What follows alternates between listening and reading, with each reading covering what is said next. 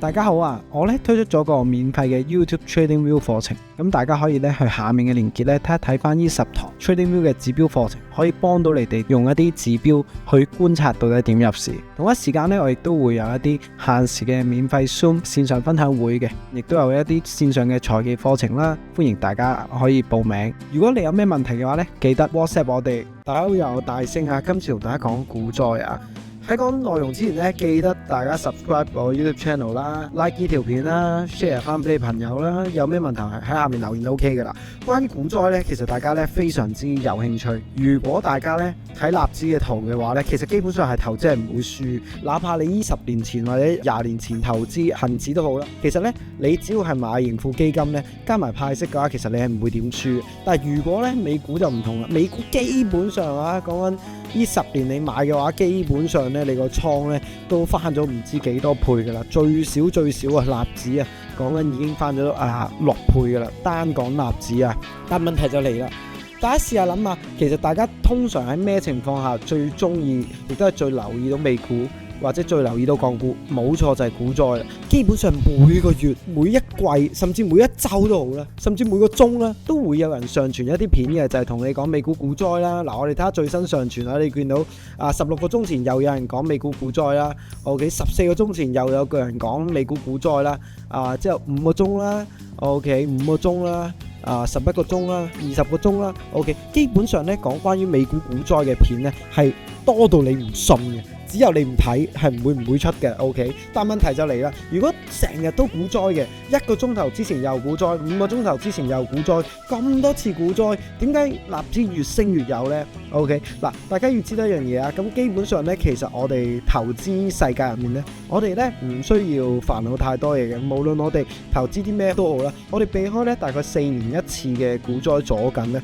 基本上咧你成個倉咧買納指嘅接近任何嘅 product 都好啦，都唔會輸得去邊嘅。特別你買啲龍頭股，例如 Apple 又好啦 ，OK， 大啲嘅科技股 Tesla 又好啦。但係幾時先係一個股災？我哋要平我哋啲貨，然後之後先再買呢？好，今日咧分享一個咧，我哋成日咧攞嚟避開股災嘅一個指標。近幾次股災咧，我哋都成功避開到。而嗰一下，我哋要知道發生咩情況咧，我哋會避開啲股災嘅。咁當然啦，呢個指標咧都會 share 俾大家咧，去用一集。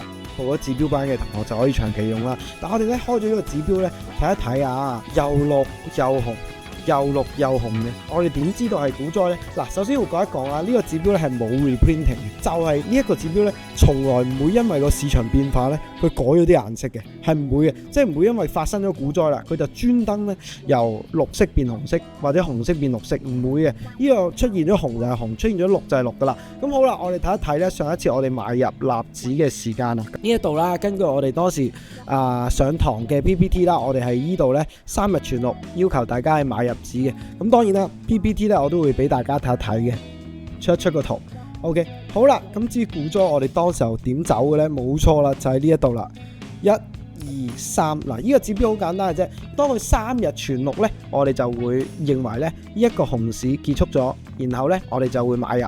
而調翻轉啦，3日全紅咧，我哋就會沽出呢一隻股票啦，沽出晒所有美股啦。呢一度就我哋當時候沽出所有美股嘅地方啦。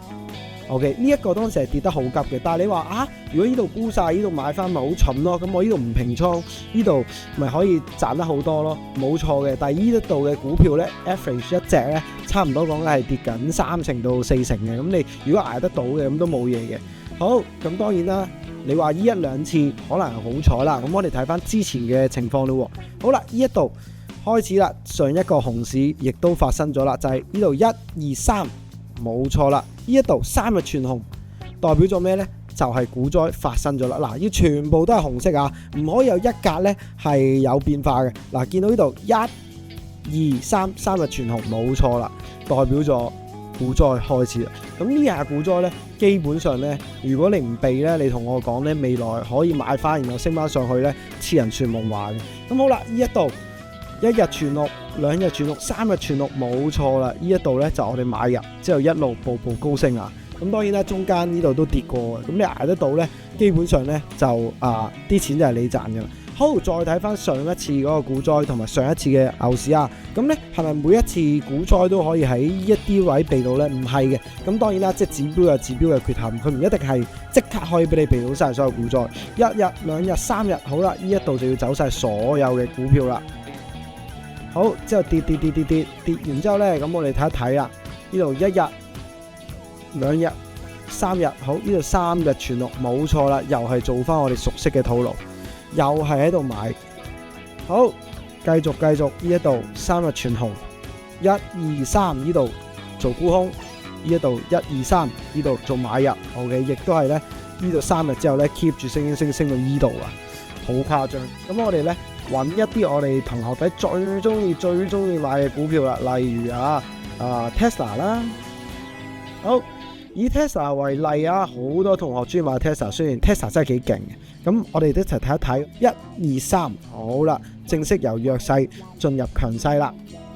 調翻轉呢一度呢，1、2、3全紅。咁當然啦，呢度你話咁我哋中間走唔切，我哋呢度咪輸晒。咁我哋股票係有其他嘅策略嘅，即係唔係淨係用呢個指標嘅。呢個指標配合埋其他天線，我哋去用，特別係一啲週期比較長嘅大價股，例如 Nvidia Netflix 依類嘅優質嘅大價股，1、2、3日全紅，跌到呢啲位呢，1、2、3日全綠啦。OK， 基本上你買完之後呢，去到而家呢，哪怕而家全紅咗，你見到呢都係賺錢嘅。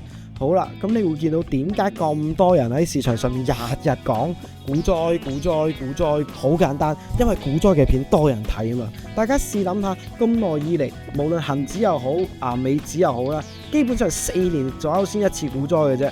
OK， 俾你遇到一入市就遇到股災嘅情況咧，係好微乎其微嘅。如果你真係想喺投資世界度賺到錢咧，投資如果你想學嘅話或者想增長知識嘅話咧，千祈唔好睇 YouTube 啊。OK， 係完全對於你投資咧係接近冇任何幫助嘅。你 YouTube 咧睇啲無聊嘢就算啦。如果可以嘅話，其實我 channel 都唔一定要睇嘅。不過咧去到呢度啦，咁呢一個指標咧可以咧俾大家開放去用1個月左右嘅。咁咧大家喺呢一段時間咧就可以咧去試下揾下咧用呢個指標，你可以搜索到好多強勢股嘅，特別係美股啊，即係美股揾強勢股咧係容易過港股好多。咁咧你就可以睇下有邊啲強勢股咧啱啱進入咗強勢，亦都係可以留意下嘅。